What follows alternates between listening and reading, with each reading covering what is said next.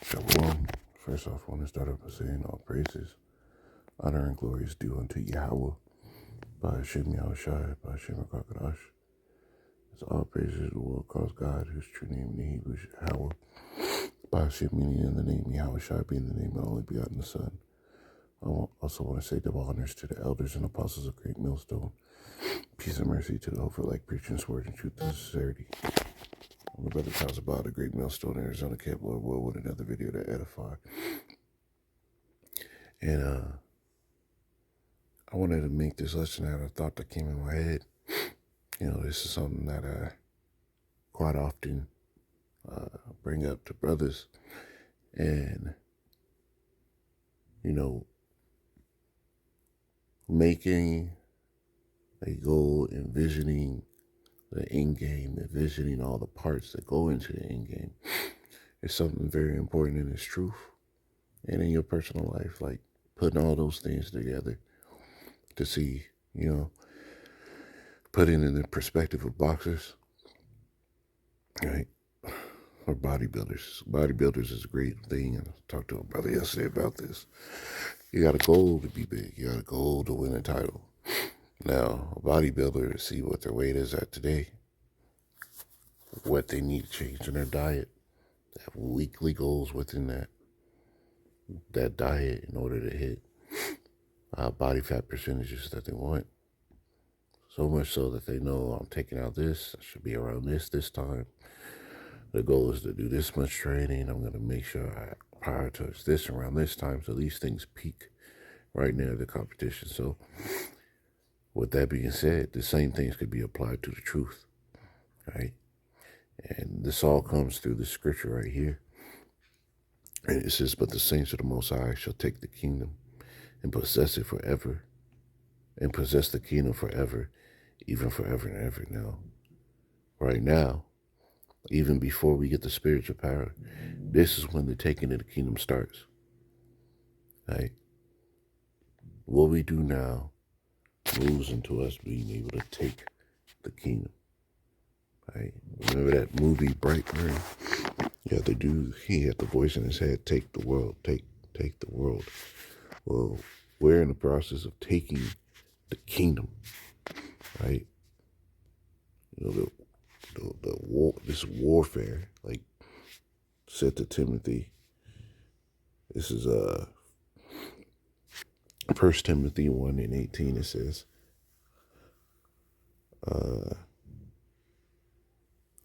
says, this charge I commit unto thee, son Timothy, according to the prophecies which went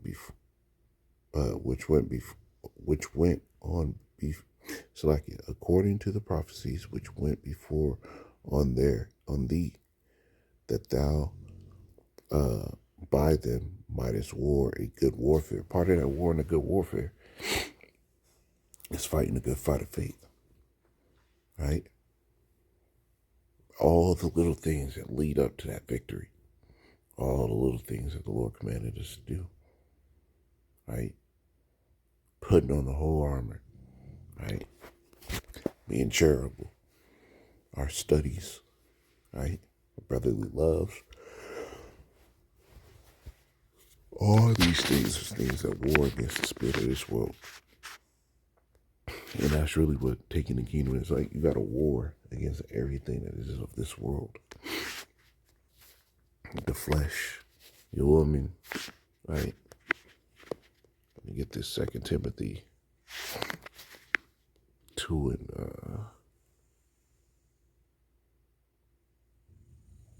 I'll start at 4. It says, no man that warreth entangle himself with affairs of this life, that he may please him who had chosen him to be a soldier. You see?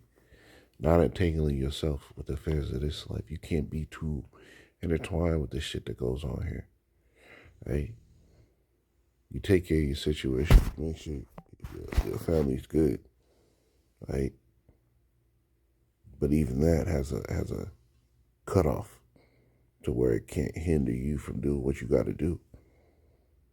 It says, and if a man strive for the masteries, yet is he not crowned, except he strive lawfully. You see, You got certain men that use the truth as a jump off in order for their own personal gain. They're not striving for the masteries lawfully. They're not going to take the kingdom. There are prerequisites for us to sit here and fulfill, right? That we may have the right to take the kingdom. Right? This is Hebrews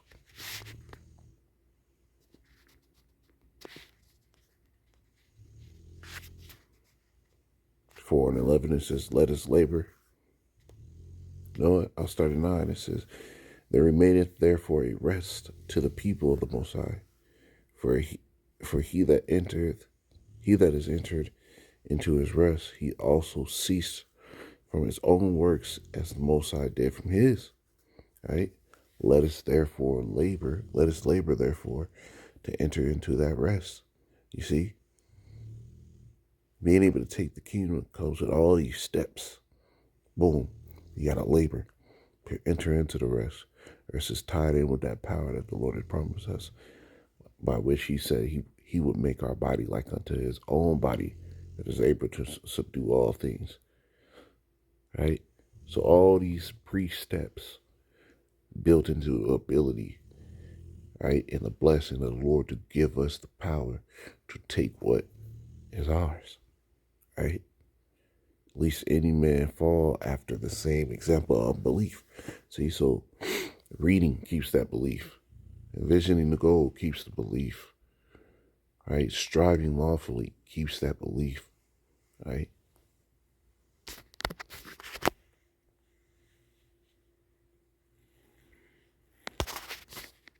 This is Colossians 3.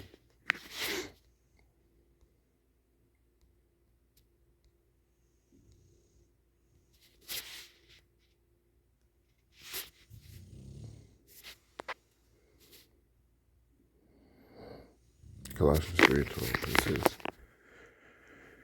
"Put on therefore as the elect of the Most High, holy and beloved, bowels of mercy, kindness, humbleness of mind, meekness, long suffering, forbearing one another, forgiving one another. If any man have a quarrel against any, even as the Mashiach forgave you, so also do ye." It says that above all these things, put on charity, which is the bond of perfectness. You see? It says what? "And let the peace of the Most High rule in your hearts, to the which also ye are called in one body, and be thankful." You see? All this goes into what? Putting on the elect goes into being able to take the kingdom. If you do all these, all right, there's another scripture.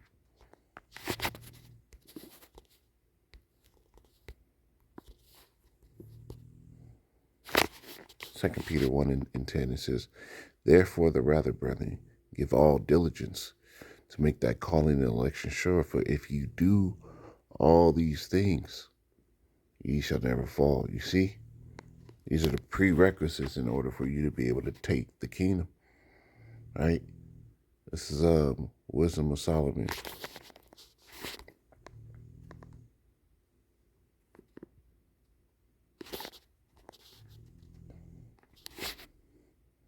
Six and 17, it says, For the very true beginning of her is the desire of wisdom, of discipline.